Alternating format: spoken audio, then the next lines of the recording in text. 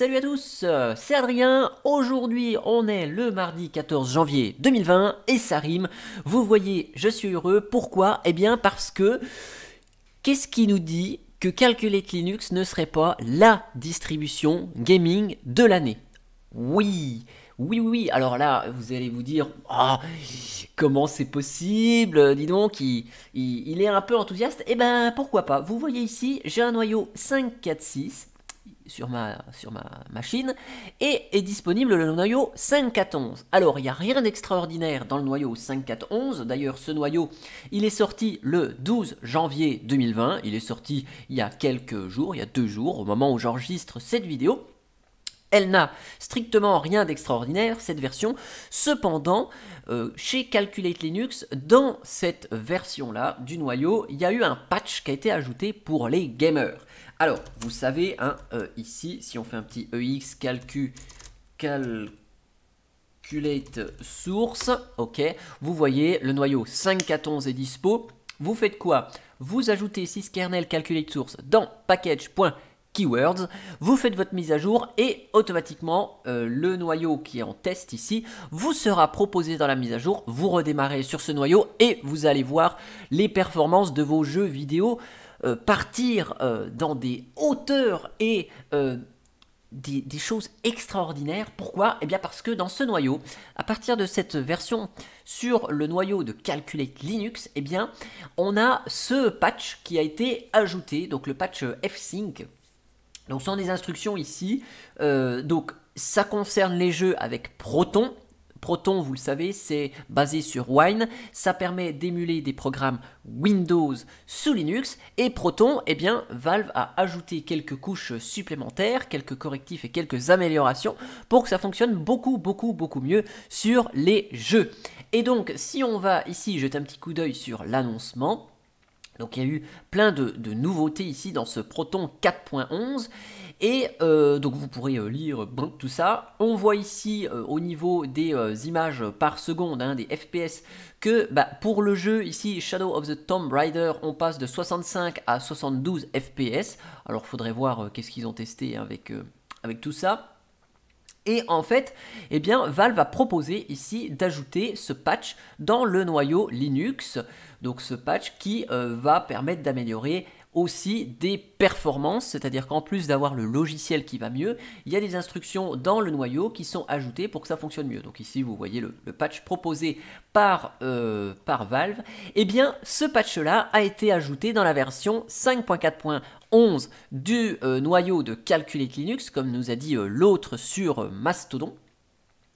Donc il a ajouté ce patch-là dans le noyau. Et donc on est prêt pour tester et voir l'amélioration des performances.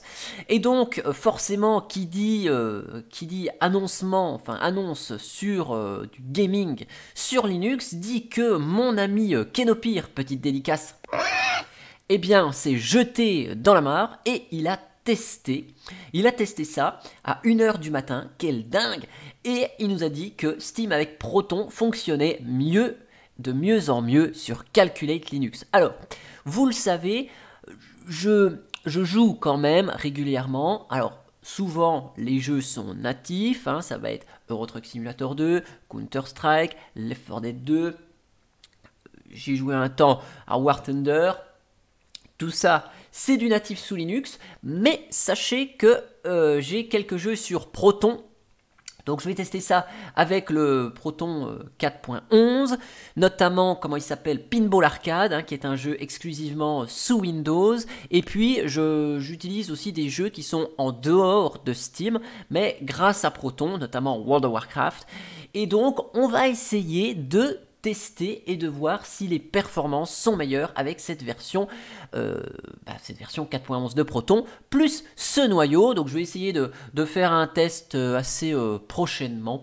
Je vous en ferai pas forcément part en vidéo, mais vous voyez ici la distribution Calculate Linux évolue lentement mais sûrement. Et puis, même si elle est orientée entreprise et que la plupart des utilisateurs sont en Russie, soit dans des entreprises, soit dans des universités, hein, c'est d'ailleurs pour ça qu'il y a la CLDXE, enfin maintenant CLDXS, hein, Calculate Linux Desktop XFCE Scientifique, qui est une distribution qui est installée par défaut dans une université en Russie. Sachez que la distribution Linux Calculate écoute ses utilisateurs et propose des nouvelles améliorations pour l'ensemble de ses utilisateurs et pas forcément que ceux qui sont dans le domaine de l'éducation ou des systèmes qui sont dans les entreprises. Hein. Donc ça veut dire que là, voilà, vous, particuliers comme moi, vous utilisez Calculate, vous voulez jouer, eh bien on a le petit correctif dans le noyau 5.4.11.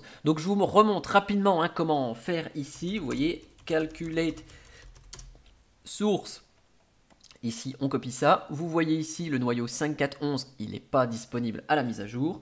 On va éditer le fichier etc portage package.keywords custom, par exemple. Hop. Donc là, j'ai plein de trucs. On va mettre ça ici, dans ZZTest. Ce que je vais faire, je vais mettre ici. Touc. Hop, 5.4.15, allez hop, on va se permettre de démasquer jusqu'à 5.4.15, 5.4.15, hop, ici vous voyez, il y a la petite tilde qui est entre parenthèses, vous faites une mise à jour et le noyau va passer en 5.4.11, ça va être magnifique, et après on pourra tester Steam. Voilà, en espérant que cette vidéo vous aura plu. Si vous utilisez une autre distribution Linux, qui est par exemple, je ne sais pas, PopOS, Manjaro ou autre, est-ce que vous savez si cette distribution Linux-là propose ce patch Steam? Est-ce que vous l'avez déjà testé? Est-ce que les améliorations sont beaucoup mieux? Eh bien, n'hésitez pas à commenter dans les commentaires, ils sont là pour ça, de la vidéo. En tout cas, j'espère que tout ça, ça vous a plu, et moi, je vous donne rendez-vous pour une prochaine vidéo. Allez, ciao ciao, et à très bientôt!